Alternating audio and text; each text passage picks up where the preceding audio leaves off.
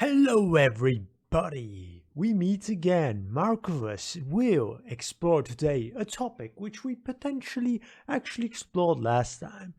It's about Lamarr, again, as you see on title and thumbnail or whatever there is there. I'm not exactly sure what will be on those sections.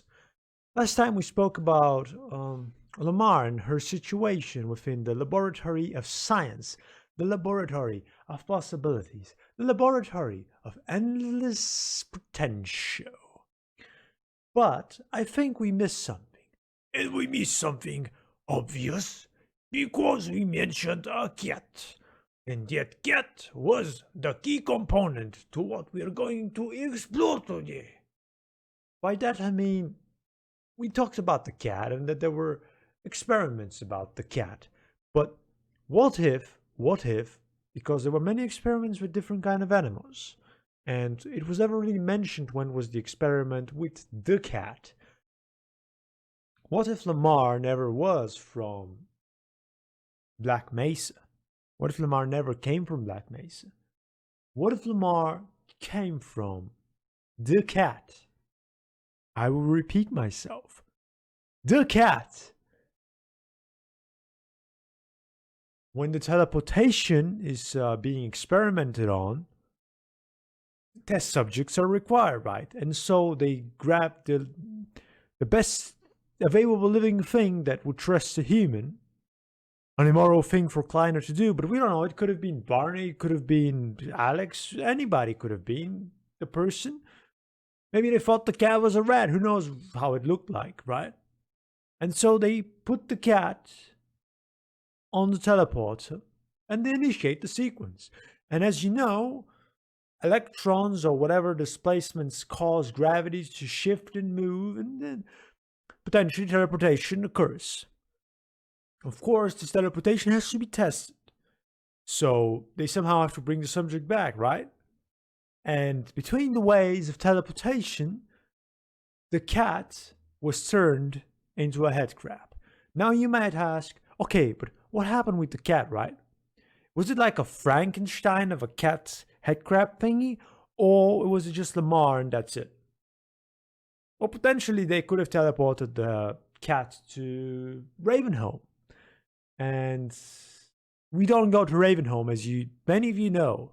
For many underlying reasons, nobody goes to Ravenholm. That's the city of dread. That's the city of ancient evil that's been festering deep within the minds. And only one soul can protect them all from themselves and bring forth salvation to the herd, a shepherd truly worthy of the name, which we shall not speak today. So they grabbed the head crab from Ravenholm and the cat got itself there. It's probably Rest in Pepe head crab. I mean, Rest in Pepe cat. So you get a head crab in the research facility. Potentially, that's the reason why Kleiner has hidden weapons in his closet. Because, well, we did see him with a shotgun last time we saw him in City 17, he was with a shotgun. But I think that he got the shotgun because of the rebellion.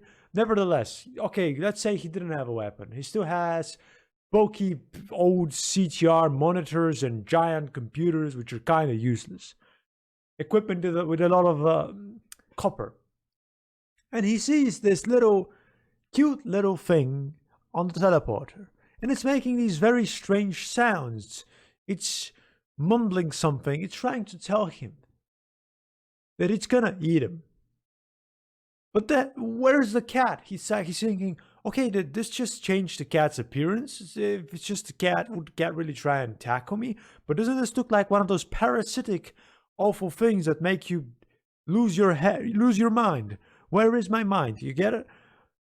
And so he's like, okay, maybe if I talk to it calmly and show it that I'm not a threat, everything's going to be fine. So he lowers himself to the floor and asks, what up, yo?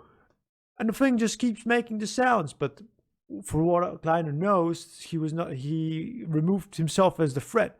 So now, silly of him, right?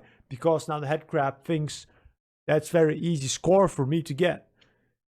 And what I envision is a pretty big scuffle with a dangerous head crab and a defenseless maniac scientist.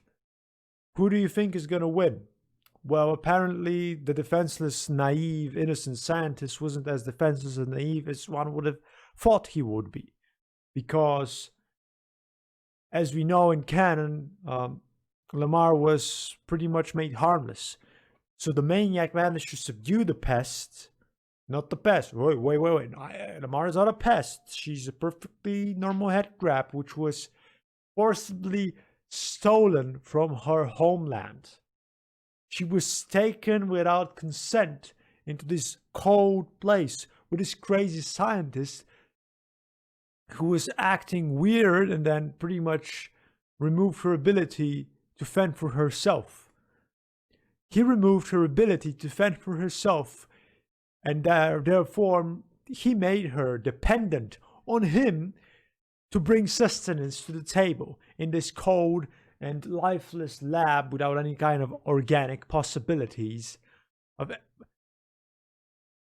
Lamarr needs other head crabs to talk with. There is no communication. He's supposed to talk with Kleiner all day. What's that gonna do with about anything? She can't talk. She keeps babbling some strange language that is like just noise. It's just unfiltered noise without a decoder. That's what Lamarr sees in this boring world. And then the cat, we don't know what happened with the cat really. We can just say Lamarr is the cat, but in all true honesty, down to the core of whatever there is, the cat is probably resting Ravenholm.